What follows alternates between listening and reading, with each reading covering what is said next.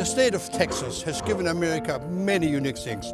My favorite, Tex-Mex cuisine.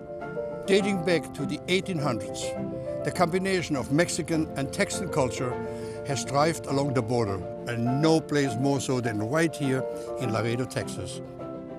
For this episode, I'll explore some local restaurants with my friend Chef Pete Mims to help me understand what separates this underrated cuisine from the rest of the world. I also trace the steps of this region's storied history. From New Spain to Texas, as we know it today, all for a rootin' tootin' taste of history.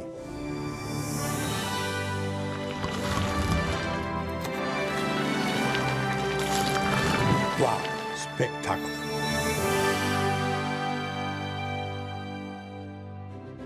A taste of history is made possible by Sandals Resorts, the luxury included vacation.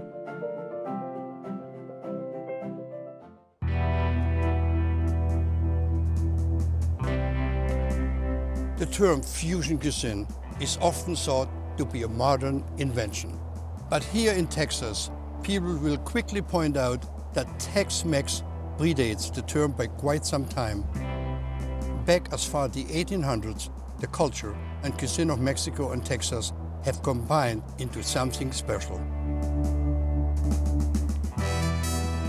I'm stopping in at Lala's Cafe in Miranda City to connect with my good friend Pete Mims. Hi, Chef. Chef Mims, I'm so excited to be back in Texas.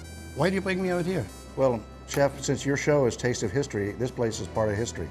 Lala was opened up in 1953. I think Lala passed away in the 70s. But before that, she ended up opening this restaurant, started cooking for people. They're probably one of the first ones to be doing food like this. We've been doing this for 66 years. It has to be crispy. And everything's fresh. Mariana is, I believe she's 83 years old now, and she's usually the only one in the kitchen and they're cooking your food, so sometimes you have to wait a while, but it's well worth it. Perfect. So, Chef, what should I order? Well, they're preparing a Mexican plate right now, which has 2 enchiladas, 2 tacos, 1 chalupa. Those things start out with hand-rolled masa. She puts them in this awesome tortilla press. I've never seen anything like it. Presses them, and when she opens it up, it slides it off. Then she'll throw it in this lard that's in a big disco. And that lard just fries it up so crispy. Which obviously makes everything better. I mean, Yeah. lard cooking, there's no comparison. When they pull them out, they're perfectly dry, not greasy. A lot of Mexican restaurants you go to, it's really greasy and it just kind of falls apart. These are just different than anything else. The whole philosophy of Tex-Mex is evolved over time, right? I mean, people come from across the border, come in here, set up shops. Big time. Tex-Mex has the puffy tacos and the puffy chalupas, and traditional Mexican tacos are usually soft tacos. They're not a hard taco. Most Mexican enchiladas are used with dried chilies and they make a puree. Tex-Mex usually use like a chili powder, and Mexican enchiladas usually have a white cheese or a queso fresco in there. These have usually a yellow cheese.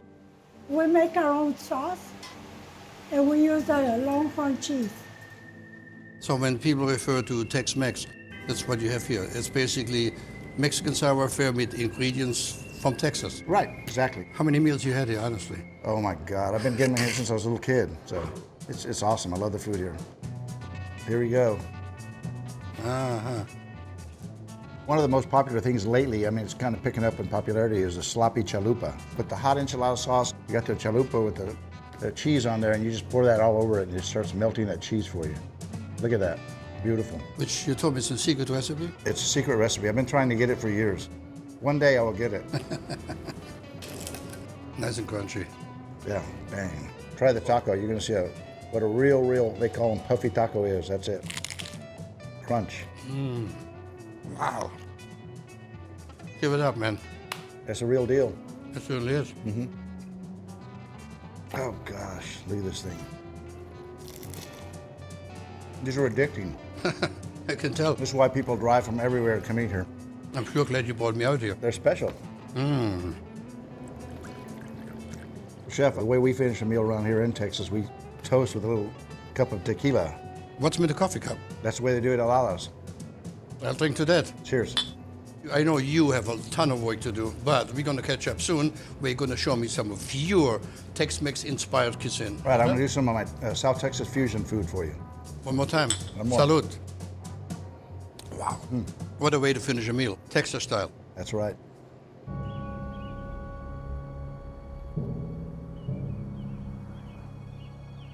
Throughout the 17th and 18th century, the area now known as Texas was settled by both the Spanish and the French. In 1821, after a prolonged fight for liberty, Mexico gained its independence from Spain, ending centuries of European rule. Beginning with the independence of Mexico, there had been a struggle between the Centralists and the Federalists. The Centralists wanting more and more power in Mexico City, and the Federalists wanting more power in the states. Mexican dictator Antonio López de Santa Anna repealed the Federalist Constitution in favor of a centralist form of rule in 1835. This move ultimately led to the Texas Revolution, where a group of rebels declared their independence from Mexico. The Texas Revolution, no doubt, was inspired by people living in Texas who had been born in the United States. But there were large numbers of Tejanos, people of Mexican ancestry in Texas, who were also fed up with the centralist government and the oppression of Santa Anna. And so the Mexican community in Texas was very divided. Mexican troops and rebel forces squared off at the infamous Siege of the Alamo, in which thousands of insurgents were brutally executed following their surrender. However, just 5 weeks later, the rebels captured Santa Ana at the Battle of San Jacinto, and the Republic of Texas was born. Texas gained its independence and maintained that independence for over 9 years until Texas became part of the United States in 1846. Mexico never lost hope of regaining Texas, one of its lost provinces. And so the Texas Revolution helps to bring on the much bigger war between the United States and Mexico that raged from 1846 to 1848 and helped change the political map of North America.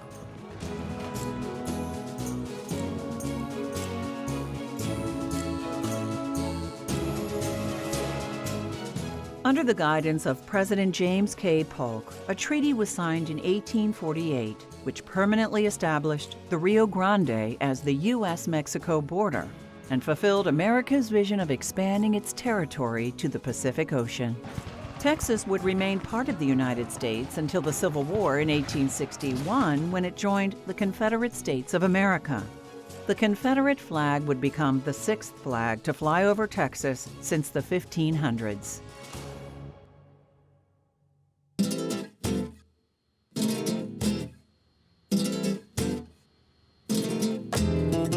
I'm Elsa Rodriguez Arguindegui. We're here at La India Packing Company in Laredo, Texas. We've been in business since 1924. Here at La India, we produce, blend, package, and distribute 300 or more different medicinal and culinary herbs. My grandparents are the ones that started our business back in the 1920s. My grandfather, Antonio Rodriguez, would go to Lampazos, Mexico, where he was from. He started delivering during the Mexican Revolution medicinal herbs to the soldiers on both sides to heal them. He came up with a chorizo mix and menudo mix, except he included even more herbs to his blend, which is what neutralizes the acid in it, so that people who couldn't tolerate the acid in the chili would be able to. It's not only delicious, but it's also good for you. So you're eating for health and a good quality of life. Elsa, Hi. pleasure. Welcome, Chef. I'm told if I come to Laredo and not come here, I haven't been in Laredo. Thank you, and thank you for keeping it clean and wearing our chef's hat. You were born for it. I've been wearing the chef's hat for many, many, many years. Too many to remember by, so I enjoy wearing your chef's hat for a change, but I like your bandana much better. Thank you, thank you. So my grandfather was blind. I never knew him to see, but he had a vision to use culinary medicinal herbs in his blends, and he did. And we're still doing the same blends this way. This way for all the time. All this time, right. This is why we're still here, I think. So nothing really has changed here? No. But also, you're also very entrepreneurial, because I like the idea that you have a couple of dining rooms around here so people can actually come eat your food and then like it and buy the spice to take it home. It's almost like a test kitchen, right? Yeah, people can come in and taste our products. taste whatever herb they want to buy before they buy it. All those herbs flying around in the air just makes me very hungry. I'm always hungry. Yeah, so am I. I don't know how you're still so skinny down here. It's all the herbs. Smelling those herbs and the spice mix all morning long made my taste buds in overdrive. And now I get to try their world-famous tortilla soup. You have a tortilla, starch, vegetable, and avocado, and you top it off with a little bit of squeeze of lime. And I tell you what, let me try that and see. Wow. Oh, fabuloso. My taste buds are satisfied.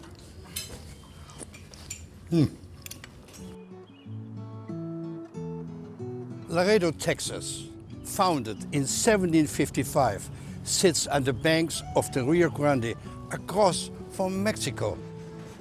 Laredo is the largest inland port in the United States today, with thousands of trucks crossing the river, as well as people going back and forth.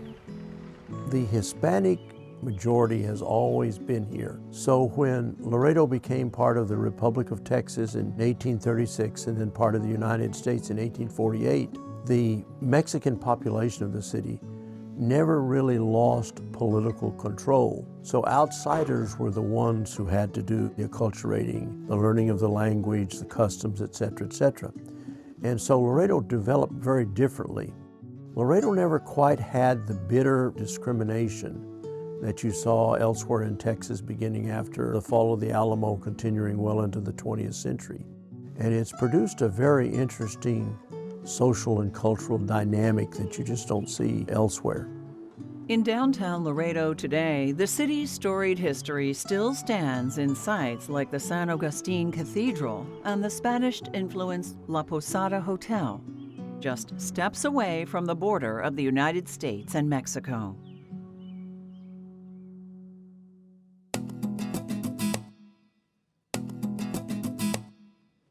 On A Taste of History, you see me cook in fancy estates, palaces, and castles. But there is much more to food than an opulent setting. Sometimes the best food can be found in an unassuming location.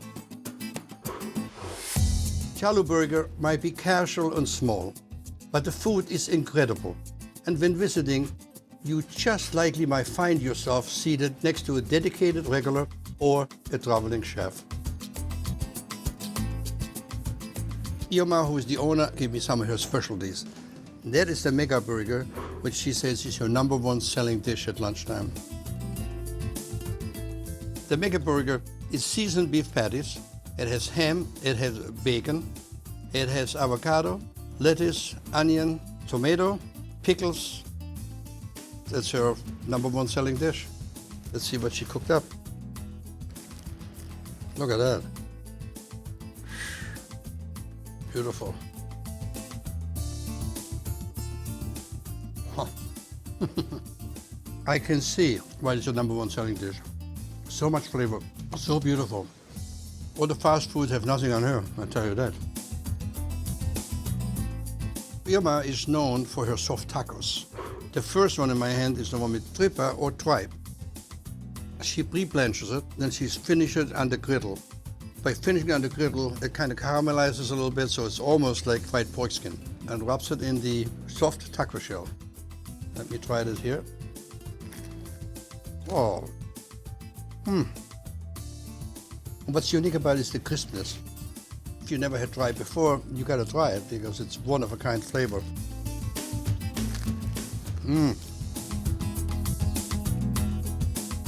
The next one I'm gonna try right now is barbacoa, which is barbecue. For the barbacoa, they use cheek meat, which gets cooked all night long. It gets shredded, finished in a sauce, and then when an order comes, she takes the barbecue, puts it in the taco that she, again, fries, gives a nice color to it, puts it back on the grill, a little bit more to heat it through, and it's absolutely great eating.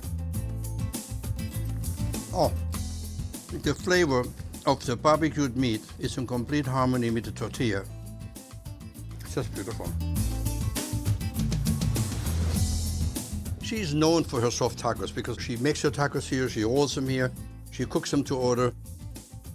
But I think there's one dish that she's more known than all of them altogether, is that she has a baby goat they will not eat grass. So basically milk fed exclusively. So the flavor of this baby goat is just unreally believable. And it's cooked on the bone, so you get the additional flavor of the bone in there. It falls right off the bone, and the spices in there, are just beautiful. Let me finish with one of those little gentle peppers. Wow. Oh, they look so innocent, but a lot of firepower.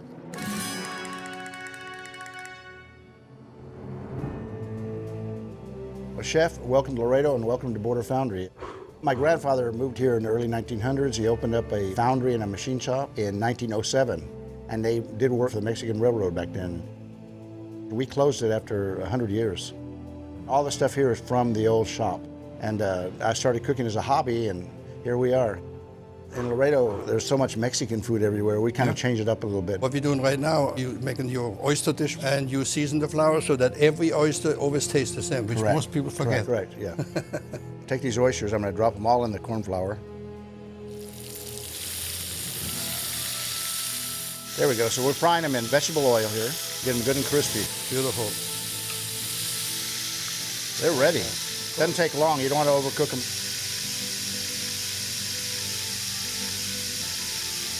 We're going to put a little dollop of the chipotle mayonnaise first. Get a little bit of heat, and it just works. It's one of those things that really works. Now we're going to come back with the pineapple pico de gallo. Everything's got to meld together. I called it being in harmony. So the flavors are beautiful together. So Chef, let me try your creation here. Oh, only one word. What's that? Spectacular. Thank you, sir. So Chef, you got some more dishes up your sleeve, I know, right? Right, we're going to do a real special dish for me right now. It's a beef tenderloin with a huitlacoche tequila sauce. Huitlacoche is a fungus that grows on corn. Look at that. It's kind of ugly looking, but it's great. The name huitlacoche comes from the Aztecs evidently would look out over a field and they see all the stalks of corn. And on top of the stalks of corn, it's all black. And what it is, it's a fungus that grows all over this corn. And the name huitla is raven, and coche is excrement. So they call it the raven's excrement. All right, Chef, so I'm gonna start with seasoning our tenderloin. Salt and pepper. We got some olive oil, put a little butter in there. You don't wanna move it around, you wanna leave it sit there where it's at, because that way it'll caramelize better, and if you start moving it around, it's not gonna brown as nice. I like to just turn my steaks one time. So that's ready on that side. Now look at the color on that. Gorgeous. All right, Chef, we're gonna let those steaks rest right now. Let's start on my sauce. Huitlacoche tequila sauce. I'm gonna cook those down a little bit. I just wanna cook them translucent and get the rawness out of it. And give me some corn in there. There we go.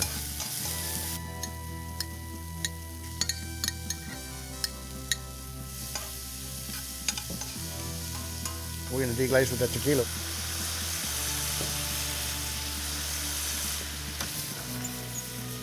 What a nice flavor profile now, huh?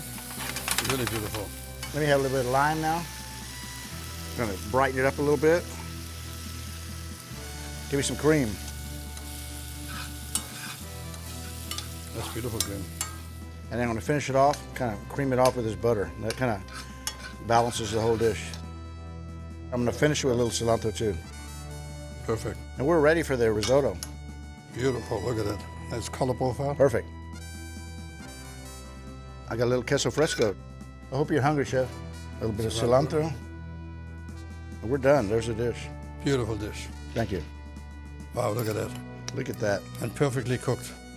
Got it all on my plate here, let's see. Wow, the flavors are just unbelievable.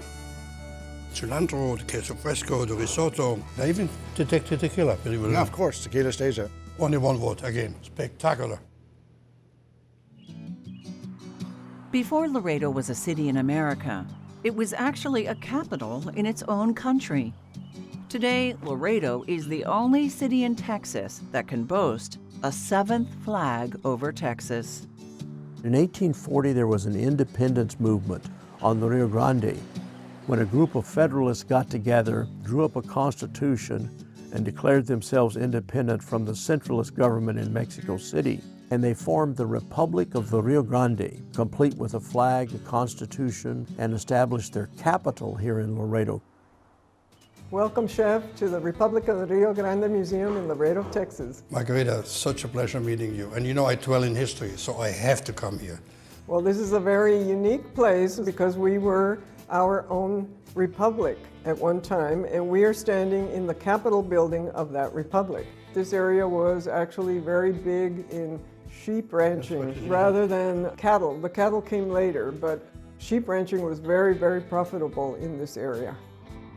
Likely inspired by the Texas Revolution, the small army of the Republic fought numerous battles against its centralist foes. However, despite their initial success, the Republic fell after a tumultuous 10 short months. And the president's house was right here? This was the president's house for the time that it existed. Great. So I'm in another president's house. Yes. Laredo is very proud that it has that 7th flag, which is the flag of the Republic of the Rio Grande. Viva la Repubblica!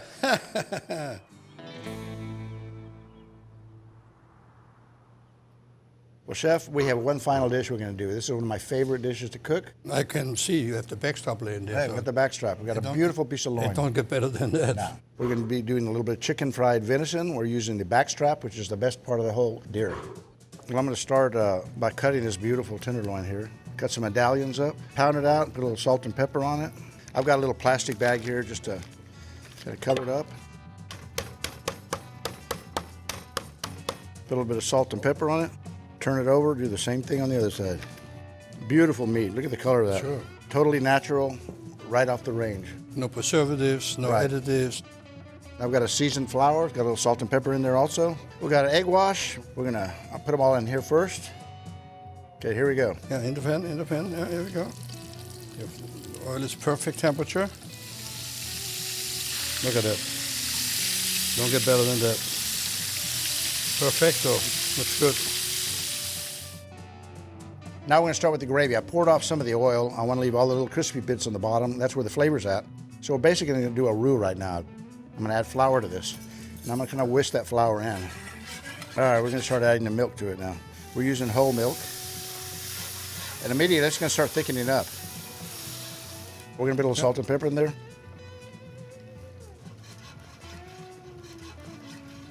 We'll plate this. Yep. Mashed potatoes and green beans. We're ready to go. There's your finished dish. So this is the venison, chicken fried with the gravy on top, mashed potato and the beautiful sauteed green beans. This dish screams South Texas. Simply beautiful, and I would think comfort food at its best. It's total comfort food right there. Let me try a little bit. Wow, that's beautiful. So Chef, I want to first of all thank you for your unbelievable hospitality and exposing me to foods I have never seen. The real true taste of South Texas at its finest. I cannot thank you enough. You promised me some excitement and you certainly delivered. Well, thank you very much. If you guys aren't doing anything this evening, we're cooking at a friend's house. We're doing a bunch of South Texas carne asada, and you're welcome to come. You can count on me. Look at that. But you marinated it. Got a little dry rub, Yeah. some seasons. You're seeing a Texas mustard at work. Look at that. I tried everything. Look at that. My jackets don't fit anymore. What a finale to this spectacular trip to Laredo. And here we are in the backyard of Pete's friends, cooking up a storm with sausage and skirt steaks and tortillas. It doesn't stop. Wow, that's good. A jalapeno sausage. Oh. He made his own guacamole, he made his own hot chili sauce, a lot of camaraderie and great food. The hot sauce, he used tomatoes and onions, he grilled them first and then pureed them all together with some other seasoning. A little spicy but flavorful. Oh man, look at that, look at that. Oh, so tender, but so much flavor, huh? Muy caliente. Cheers. Look at that. Wow. That's Texas beef. Texas beef and Texas hospitality, and you exceeded my expectation. I'm going with you somewhere next time, okay? You better believe it. Got it. From Laredo, Texas, all that for a great, fantastic taste of history. A taste of history is made possible by Sandals Resorts, the luxury included vacation. For the past 10 years, I've gotten so many requests for recipes for my show, A Taste of History. Well, now you can find my favorite recipes in the Taste of History cookbook.